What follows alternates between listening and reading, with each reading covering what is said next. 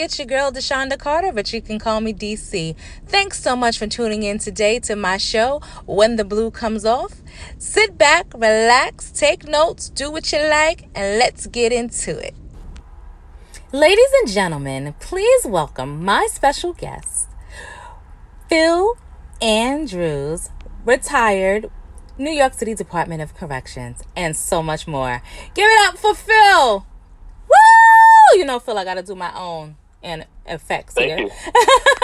So, hi, how are you? I'm doing great. Thanks for the opportunity to be on your show. Thank you for coming. Thank you so much. When the people get a load of you and all of the things that you have done, it's just going to be totally amazing. So let's start first with your career with the correction department. So when did you start and when did you leave? Well, I left, I started at December 27th, 1984, actually 2 days after Christmas. So I guess it was my Christmas present. Okay. When they called me for the job. All right. So you did 1984. In 1984, I was in the 4th grade. I just want you to know. Just give you a little. Wow. That's making me look young. Okay. So. Wow. I'm sorry. And one of the reason why I had just came out in June, I went to boot camp June 1st, and I got out in early September, and then they called me right from being from the military, coming from boot camp, because as a reservist, they put you on the top of the list. I was hired under military law. Wow. So boot camp from what branch of military? I was in the United States Navy Reserve, and they put me in the next available class that they had. And like you said, I was still cutting corners. Imagine just coming out of boot camp, coming into correction. The military bearing was at its highest point. Okay, so now So I think that helped me. the boot camp, it prepared you for working in corrections? Oh yeah. Boot camp, you're very disciplined. You just, you just brand new, like coming out the academy. You know how it goes. Wears off after a while. This is so I true. think it was very helpful that I had that type of military bearing and discipline coming in day one. Okay, so now in 1984, when you came on the job, you went through the academy, and what was your first command? HDM, House of Detention for Men. So I went to HDM. I was lucky. I guess that was lucky. I call that luck. It wasn't a plus assignment, but it certainly, I gained a lot of respect by working in those blocks. So when I came, HDM was open very briefly, and then it closed down. I never got the opportunity or the experience to work there. But I mean, tell me about it. Like, what was one of your high days there, and then tell me one of your lowest point days being there. Well, my high days was that once the seniors knew that I wasn't playing, I could get anything I wanted from those officers. Because you could imagine you got a guy with 30 years in the clothes box. He thinking the inmates running you, they won't send you the mattress. I enjoyed a great relationship with supervisors, with officers, and pretty much they knew I wasn't playing in my block, and I had it under control. So it pays to be the old term says officer correct. So I was able to get much done, and I had respect of deputy wardens for many years. Okay, I got a lot of back noise. You outside in the street too, I hear it. Okay, so now after you spent this time in HDM, you were in the boot camp, you were in the Navy Reservist, right? And yes. You stayed in HDM because I think at some point you didn't do your whole career there, did you? No, I didn't do the whole career, but I did about 7 years in the block. That's a long time in the block. And I kind of trained a lot of officers. The academy loved me, and they would wait. Are you working tomorrow? We bring in a class. There was a lot of officers that was trained by me that says I'm working at the Andrews style of management. So many officers that I trained successfully, they had very little violence or incidents in there. Did you say the Andrews style of management? Yeah, the Andrews style of management. I trained them, and they was grateful for it, and it helped them really have nice scores for many years. I didn't play neither. I was 21. I get back and come go to bed early and say, you can come out this gate, it's gonna be a problem. I just came out the military now. You got all that's connected. Right. But I did not play, but I gave them everything they're supposed to have, but I did not take any disrespect. Okay, so now here's my next step, my next question. So what was a low day for you? Well, I didn't really have a lot of low days because I did enjoy the camaraderie of the officers and people skills. And another point, the reason why it was so smooth is that in the military, I took tons of extra management classes. So in the military, if you're not familiar, you get points on your retirement for management training. So I did so much training around management. So I looked at myself as a leader, how I carried myself, how my posture, all the things they used to say, right? Care, custody, control, presentation, don't be looking slouchy, So I thought that I really, really enjoyed working with the people, and and I had respect from everybody, from the inmates, the officers, the captains, the supervisors, and it is some days they would come in and say, you know what, we had an incident yesterday when you was off. What do you want to do? You want this guy to go to the thing or not? I don't think officers have that type of clout today. Right. But right. I was well respected. So you said that you went in 2 days before Christmas and you took it as a Christmas gift. If you look back over your career up until that point, because we're going to talk about when you left, would you want to do it again? Would you say, hey, I wish I wouldn't have went into corrections, or would you say that was the best thing for you at that time? I actually thought it was the best thing at that time. Now, today's environment, it may be a little different. Because like you said, back then too, seniority was a big thing. It wasn't like, hey, they would say, if he was on the B post or the A, if the A officer had more time, he would be on the A and the B would be on the B. So it was just a different time of management. We had a lot of managers that was in the service during conflict time. So it was just a respect thing. It was a different type of environment. Right. And you had to earn your keep. And when you got them stripes, seniority, you would call the captain, hey, why I'm on the A post? I'm the B post, and I'm the senior officer. But today that wouldn't matter. They may be on the post for other reasons. I'm not going to get into that, but right. the hookup. So I think that, and I think seniority. I actually believe that people should be able to be promoted in seniority in a weighted average. Because we had captains that was captains, but if somebody gets stabbed, they talking about, oh lordy, blood. So I think they need to look at the system of promoting people differently, like a weighted average. Okay, that sounds good. I mean, because anybody can pass a test on a good day. You know what I mean? It doesn't mean that they are in a position to become a supervisor or have leadership skill sets. And I think... And how they react into real situations. Some people, don't have the skin for to be the manager. This is true. This is definitely true. But I also say that even at the captain's level, we go back in for different trainings like CPSU training. I said CPSU training, but OC training, CPR training, all these things that have to be conducted annually. I would think that they should implement that even at the captain's level. There should be a leadership or management training course to teach them how to deal with staff issues and being good supervisors. They don't have those courses. That's correct. I'm going to give you an excellent example of that. One of the supervisors I work with, I won't name him, but he was telling me, man, I can't get my officers to work. They don't want to do nothing. I said, well, what are you doing? You got your feet up on the desk. Mm-hmm. You're leading by example.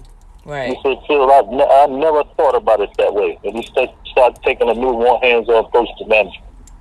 Because that they it's started just like a working for. child, right? It's just like children. We watch the parents and we observe what our parents do, and they're like, well, if they're not doing it, I'm not doing it, right? So it does have that That's same correct. philosophy. I definitely agree with you when it comes to that. Now, Mm-hmm. you didn't actually retire. You received 3/4 or disability, I believe. Yes, that's correct. So And tell I me, left like 2001. okay, so you left in 2001, but the injury you sustained a severe injury that caused you to 3/4. Do you want to talk about the injury? Well, my injury is basically from the years of turning the gate, messed up my tendons, and my thumb is at a 45-degree angle. And I don't think you would want to work with Rikers Island with showing you have an injury like that, because it would show like you have a disadvantage. Right. So, but I did work other commands. I did work work release for a while. And then I also worked in the Institute for Inner Development. I don't know if you was familiar with the IID program.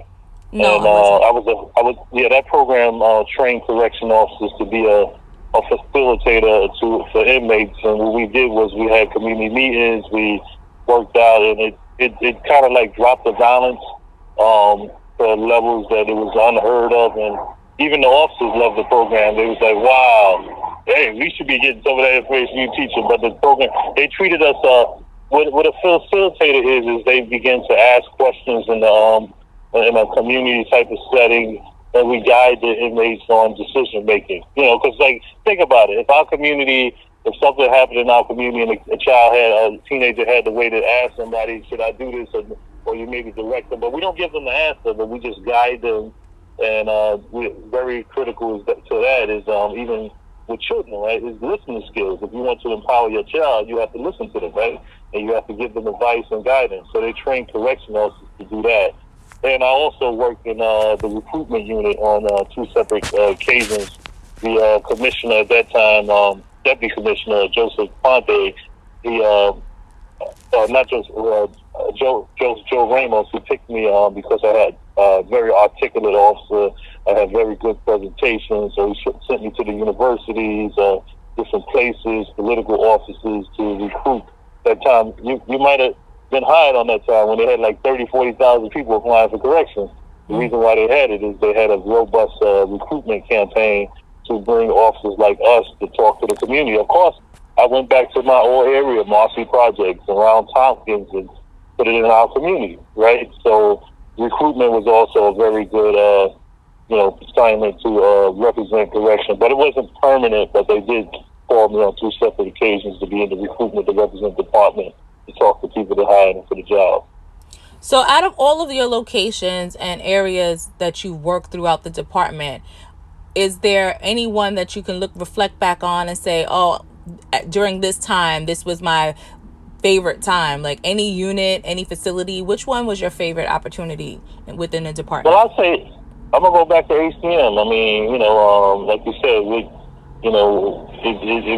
wasn't an easy job, but it made character, it made leadership, it took every ounce of ability and using the brains and my intelligence that I had to, because I essentially looked at myself as a manager in my unit. Even though I'm not a supervisor, it took management skills, it took the ability to articulate, communicate, posture, all those good things, care, custody, and control, which we always heard about, right? So that, I think, was a foundation for great leadership. And then I also invested in myself for many years in studying leadership, studying management on my own. Mm-hmm. That's great. We only as good as we invest in our own selves. That is definitely true. Now, we're going to take a break because I don't want to break in between the good stuff, right? So we're going to take a quick break, and then we're going to talk about all of the things that you are currently doing. And some of it you started while you were in corrections, prior to corrections. But I want the people to know about the phenomenal works that you're doing out in your community in Long Island currently. So guys, we're going to take a quick break, and we're going to come back with Mr. Phil Andrews. So stick around and don't go anywhere. This has been brought to you by Simply Carter Corp., your one-stop shop for all of your entertainment and party needs. Contact Simply Carter Corp. for any special occasion. You can find them on Facebook at Simply Carter Corp, on Instagram at Simply Carter Corp. You can check out their website at www.simplycartercorp.com. Give them a call at 845-682-0022, or you can shoot them an email at hello@simplycartercorp.com. Simply Carter Corp, a brand for everyone. Welcome back with my special guest, the one and only Phil Andrews, retired New York City Department of Corrections officer and president of the Chamber of Commerce in Long Island. So let's wrap up about your career ending in corrections before we segue into your position in the chamber. So after you left, you had this disability, pretty much, that enabled you to retire with the 3/4, correct? Well, not 3/4, but disability. Disability, okay. So then when you left, so you left within doing 17 years of a great job. Now, and you also said prior to the ending of this segment, you said that you wasn't sure that you would go into corrections now. So if you had to do it back in 1984 again, you said you would. But if they called you for corrections currently, do you think you would take the position? I don't think I'd take the job under the current climate. Well, what if there was a young person? Now, you knowing what you know, because you know what you know, right? But there's young people out here who say, listen, I need a good job, and they offer benefits. Would you discourage them, or would you just say, hey, do the best that you can? I would not discourage them, because I think it's still opportunities, and based on people's skill set, mindset, where they at in life is maybe different. And I do say that when something is taking care of you, you should thank God that it's taking care of you and treat that well. Depending on whatever occupation you're in, because it's taking care of your family and providing you some level of quality of life. Right. So we're gonna move on. You done took that blue uniform off, and now you're doing wonderful things for the community. So what are you, in terms of, you are the president of which chamber? I'm president of Long Island African American Chamber of Commerce, which is considered New York State's largest African American Chamber of Commerce. And I wanted to just get a little clarification. I was on the board of directors of the 100 Black Men in my 20s, so I came to prominence around being mentored by brigadier generals, millionaires making 30 billion, colonels, all type of men that have founded banks. So in my early days, when I was in correction, actually all the times I was in correction, commissioners used to be calling me and speak to me from Rikers Island while I was at work through the control room. So I have a long history of starting as a leader.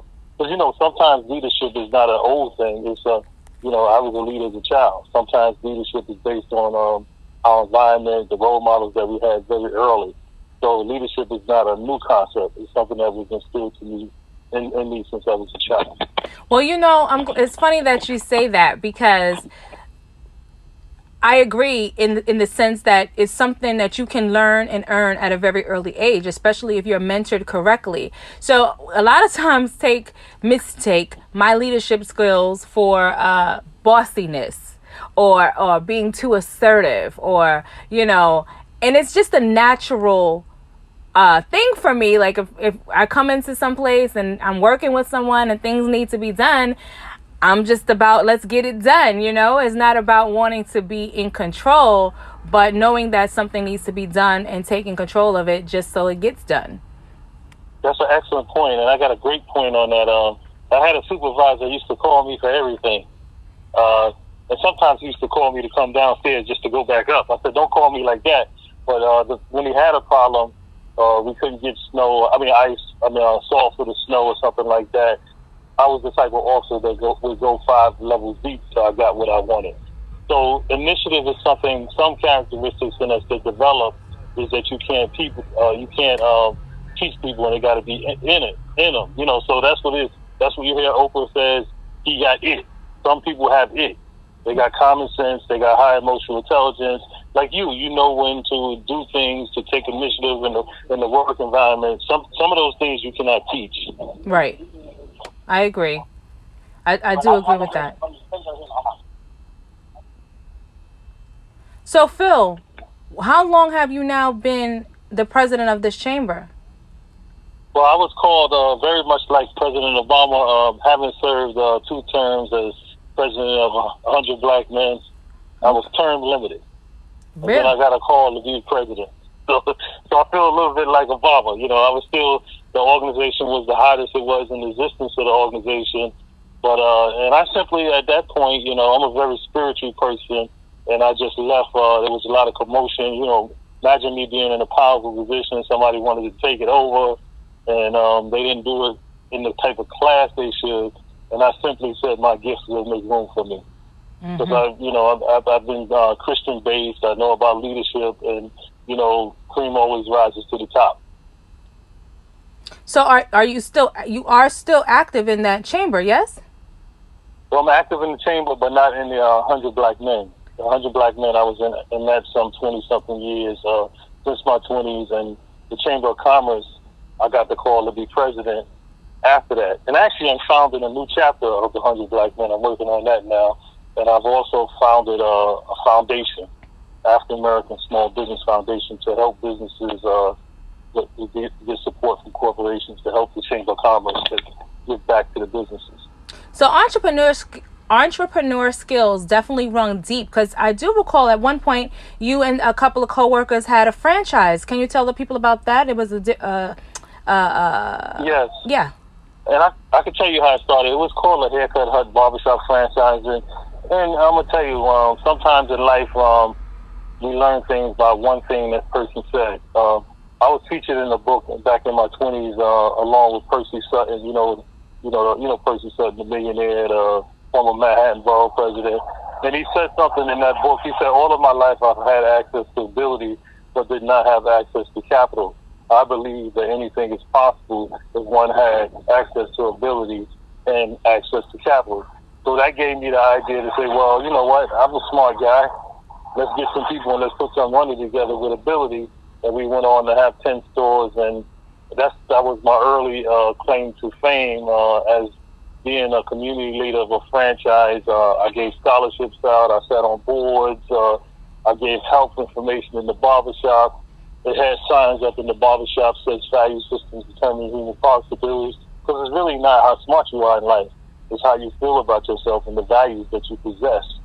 So, and I was able to put that, I put kente cloth around the customer's neck. And when I helped build the concept, I thought that, a business could be an institution. It could, a jail is an institution, right? It permeates values. So this barbershop, when you came into it, it did something for your soul. You saw your colors. It evoked values. So I knew I've been building community for a long time because I come from the community, and I understand that it's not enough to work where you live. You also got to, work where you work. You got to also work in your community. Right. I'm on the interview. Oh, okay. Yeah. So I'm outside. So somebody asked me if I live in the neighborhood. It's fine. So what happened is value systems determine human possibilities. I believe that just like you go to work every day, you should work where you live at, and your community would be better. Does that make sense to you? Very much so. So to clarify, so in case some people didn't catch that little gem, just like you get up every morning and go to work for your check, you should work in the community where you live, because that's where your children and you're evolving, and you need to put in time in your neighborhood, right? Is that what you're saying? That's correct. And investment, as everybody know about investment in the stock, investment yield results. Nice. Especially when it comes to young people, right? Because unfortunately, a lot of times, I say this all the time because I'm a person who did it. I'm working so much to have the financial stability to take care of my children, right? And we miss out on some of the nurturing that needed to go on, because you can't be in two places at one time. And that's an excellent point. right? So we need people in the community that's already retired or who works the opposite shifts, like if they're in the evening or whatever, to keep an eye on the community. If we paid more attention to the community, then we can see when little Johnny is starting to veer off to the left, because somebody's always got their eye on them, which takes us back to the old fable, right? It takes a village to raise a child. So that's correct. That I totally agree with the sentiment that you're saying. Well, someone told me, I was telling them my story. I have a very unique story. I got 9 brothers and sisters, and my mother died when I was 5, and our family took us over, all the relatives. None of us went to foster care. We all went to relatives. Mm-hmm. And then I was telling them the story that I didn't know anything. My mother, the only thing I know about my mother is a picture. Mm-hmm. But the values that was put into me by other people in my family made me rich. It wasn't even about money. It was the values. It was the way we was raised. It was the respect that we had. I mean, I remember neighbors saying, "You're going to be something" at 7 years old. Being able to see, we used to pick up all the kids from the neighborhood, take them to church. So earlier foundation is very critical to our long-term success, and also to our self-esteem of how we feel. Because the real thing is not how smart we are, but it's how we feel about ourselves. Because if we feel good, we're going to never stop trying. Right. And again, it goes back to, if there's no one at home to encourage. Now, I said before, the phrase that I used was, if little Johnny starts to veer off and the people in the community see his change, they will be able to address it. That is the same thing for the young ladies, right? If there's someone who notices that, this particular Susie, she is not, she's not talking as much, or her clothes begin to get shorter and shorter as the years progress, right? So we still need people in the community to be able to have a watchful eye over the children. That's true, and we had a conversation with the 100 Black Men years ago, and we were saying that some people don't have no parent, and the foster kids are mentor. They find somebody somewhere on this planet to say, you know what, I believe in you. I'm going to invest in you. I'm going to lead you and guide you. And even the 100 Black Men, we say, we mentor Black children, but maybe one day there wouldn't be a need to us to mentor our own children, and we would mentor other races. So the possibility of the future could be like that. So mentoring, what we do know is mentoring and guidance works and helps. And we all, somewhere along the line, if you look at Obama, if you look at anybody, top successful people, they had some help. They didn't get there by themselves. Somebody gave them encouragement when he thought he couldn't run for president. So, right. But we don't see, a lot of times we don't see the backstory. Right. Everybody just sees what's on the surface, and they make a determination based on that, not necessarily getting all of the facts before they come to a conclusion. Well, you got to hear about my friend. He was a Tuskegee Airman. I know you heard about them. They so famous. But you know what he used to yell in my ear? No. You want to know? Tell me. We all got a little Tuskegee in us. Huh? That's cute. Now, ain't that inspirational? Absolutely. I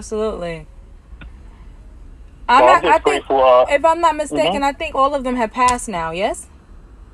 There are some still alive, but they're very old, and the numbers are dwindling, the numbers are dwindling. Because a lot of people, since they're all over the country, they say, they're all gone. So every time one of them goes, they say, the last one is gone, because they are the last group.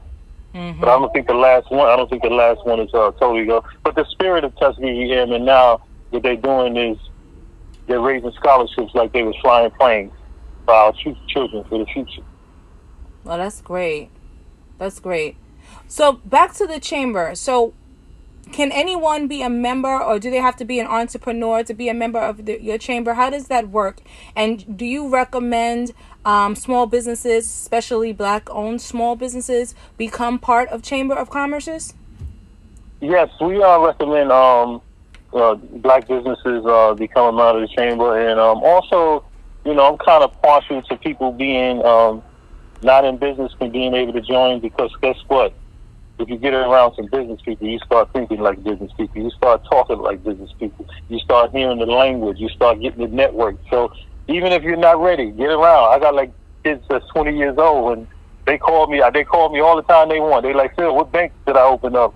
I want to get certified. I need to get my business registered. I send them where to go. So, and we want to get people like that too, because guess what? In America, all companies are small. Every company, no matter how large it is today, had to have some foundation. Right. UPS started with a bicycle. You know, Tyson's chicken, the chicken started with $5 in a chicken. So we can build things. And as you know, business is really about, can you stack that dough up? If you get the money moving in the right direction and a positive cash flow, your business can be something. Right. Absolutely. Absolutely. And I'm going to tell you, you're going to love this story. Recently, I heard the story of John, the one that sold BET, John, you know, the founder, Bob Johnson. Mm-hmm. And he said when the guy gave him the check, the first initial investment, the check was so big, it was bigger than probably more wealth in his whole town that he lived in. And he didn't know nothing about business. And the guy gave Bob Johnson advice. Keep your expenses low and your profit high. That's how he turned that company into $1 billion company.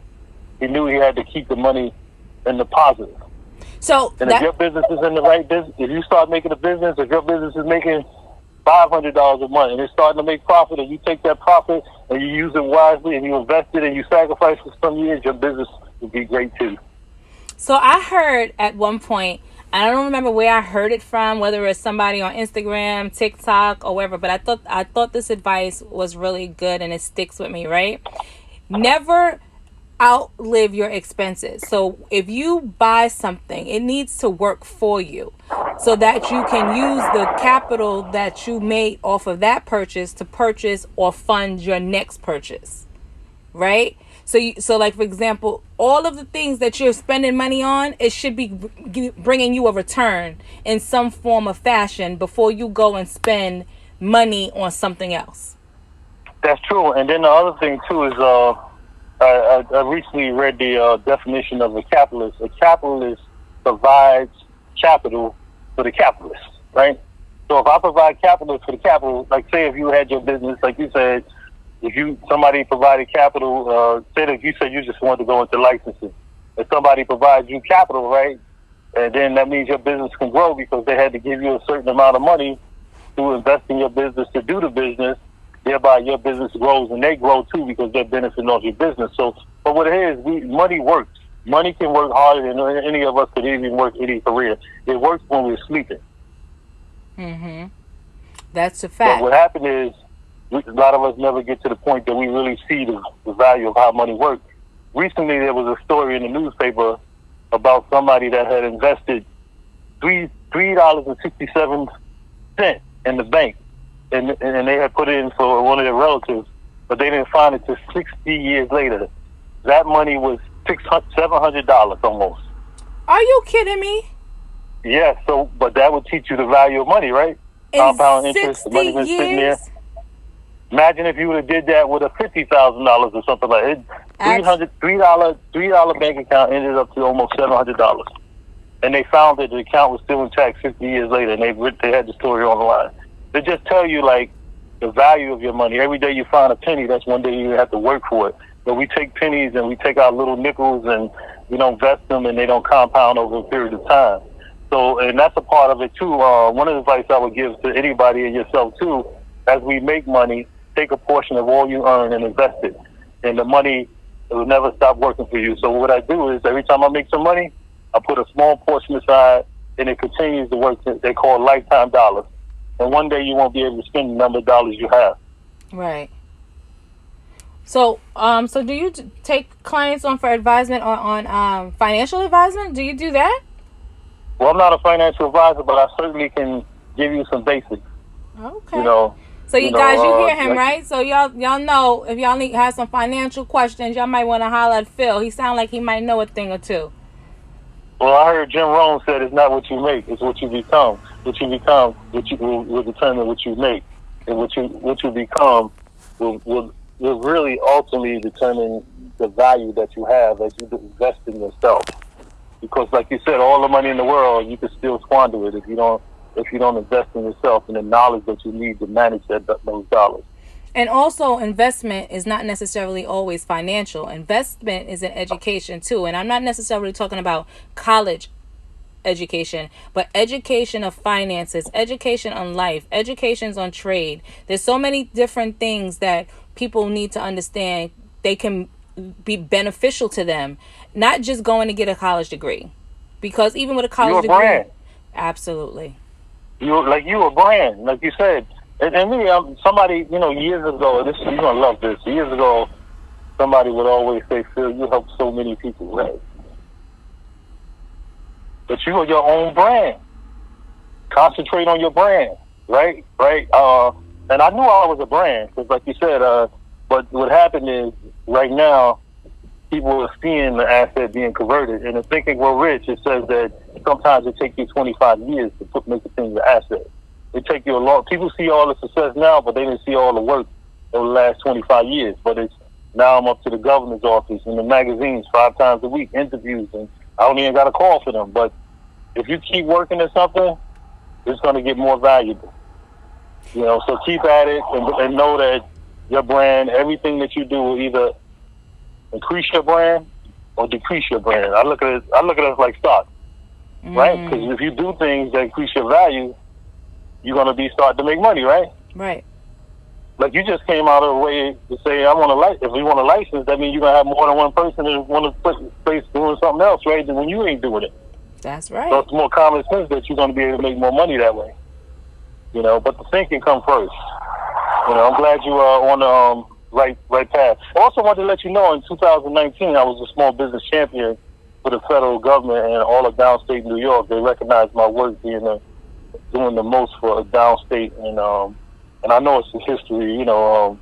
They sent the presidential appointment from the SBA to have a private meeting with me with my Chamber of Commerce on the celebration of me being the champion for all of downstate. Okay, so I know I'm pioneering.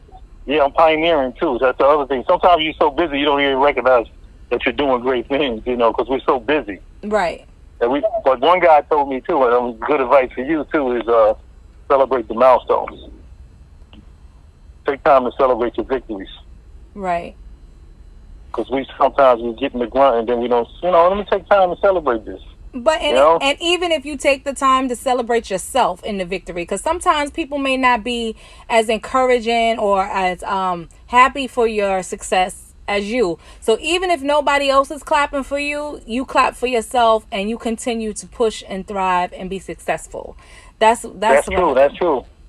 And find a mentor too. Also have some people that, hey, you got to have some cheerleaders out there sometimes. Get around people that want the best for you. Because they said that too. That's the other part of it. We are only as wealthy as the people that we around. Get around people that can help you grow. Well, that's why you got to be the dumbest person in the room. So that way you're always able to learn from somebody else. Because if you're the smartest person in the room is not serving you.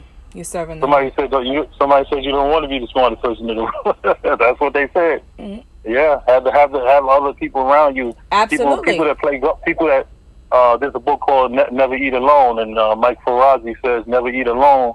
But he's talking about a concept of golf with people that can make you more than what you are. You have to be, because if you're with people who are on the same playing field as you or beneath you, you're never gonna grow. So I find myself often, I'm alone a lot because I spend a lot of time learning on my own. Because if I try to bring you and I'm like, come on Phil, come learn this with me, and you hemming and hawing and I'm gonna be there, I'm coming, and you don't come, I'm gone. Because I want to learn and I want to know. I want to know all the things that I can do to make myself better and educate myself to pass on not only to my children and my grandchildren, but to the younger children in the community itself so that they can be better prepared. Because their parents or their grandparents may not be in a position or have the time to go out here or even have the resources to go and obtain the knowledge to bring back to them or bring back to the community. So that's true. If you see me, people calling me. I got a question for you now since you said all that. What? Have you ever seen an eagle hanging out with a pigeon?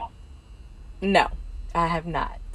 All right then. No, I have not. Because they don't hang out in those spaces. Right. I get the concept. And the pigeon can fly too. There's something wrong with him why he don't fly higher than he fly. Mm-hmm. But the eagle does. This is true. Yeah, but that's what it's all about, leadership, self-motivation. Somebody said when you understand yourself, you can stand up for yourself to help yourself. When you understand yourself, you can render that understanding to others, thereby rendering the greatest understanding of them all. And because when you learn how your mind works, you learn how all minds work. That's a fact. But I want to thank you, Phil, for coming on. I know this was a hectic interview, guys. Phil was in it for the win. He wanted to come on and share his knowledge and his experience with you all. Is there any information you can provide the listener to if they want to become a part of the chamber? Where can they find you? Want to give them your social media handles? Well, it's very easy. Just New York State's largest African American Chamber of Commerce. That's our tagline. And if you go you put in LIAACC, New York's largest African American Chamber of Commerce, you'll find plenty of stuff. We have about 11,000 views of our work a month. And we'll talk about that later too. So we're gonna extend your brand and show you how to build your brand and get your brand out there at another level. Oh, that sounds like excellent. And again, Phil, thank you so much for being a part of the show. You are a tremendous asset to the community, and I look forward to actually coming out and meeting with you guys and working together in some future endeavors. How does that sound? Okay, thank you. I mean, we look forward to working with you too because, like you said, you're an entrepreneur, and entrepreneurs are builders. You're definitely going to build your business. You're going to build your brand. You've been doing some great work. Man, I can imagine all the inspirational stories you've heard already. Yeah. Another one I got for you, probably need to interview James Van. I don't know if you know James Van. No. He was an artist in the Department of Correction, and he does murals around the country, very large murals. He's in his 80s, but he would be a great inspiration. The artwork that he's done is well renowned. It's in major cities and downtown. So we got a lot of talent. So if you could get me in contact with him, I would love to have him on the show. So yeah, what I'll do is I'll give you his link page for him and then contact him. But we got to get these stories. We were talking about, you got another book in you. That's a book right now. What people doing after correction, after 20, the second half. You better get that book, and we can do a compile. I know somebody that could do a compilation of that type of book if we want. Okay, well that's something to think about. Definitely, I could just incorporate some of the stories and put them in there. That sounds like a plan, but we'll talk about that at another date. Okay, all right. We'll talk about that. Thank you it was a pleasure being on your show. Thank you so much. I hope you guys enjoyed the show, and I look forward to bringing you many more, all with positive vibes. Remember, whatever you do it from the heart, with love and passion. Stay safe. Talk.